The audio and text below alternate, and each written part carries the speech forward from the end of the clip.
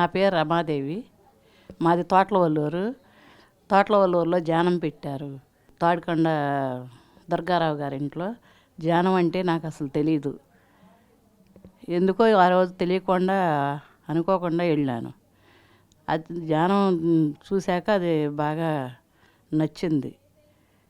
తర్వాత ఉయ్యూరులో శాకాహార ర్యాలీ పెట్టారు. ఆ ర్యాలీకి వెళ్ళాం. 41 రోజులు తోట్లవల్లూరులో ధ్యానం చేశారు. ఆ ధ్యానానికి పాల్గొన్నాం. తర్వాత శాకాహార ర్యాలీకి వెళ్ళాక రోజు ధ్యానం చేసుకుంటున్నాం. శాకాహారులు అయ్యాము. పత్రిజీ గారిని చూడటమే కానీ ఆయనతో మాట్లాడటం లేదు. ఆయన సందేశం అది బాగా నచ్చింది మాకు. జై హో పత్రిజీ, జై జై హో పత్రిజీ. జై హో పత్రిజీ, జై జై హో పత్రిజీ.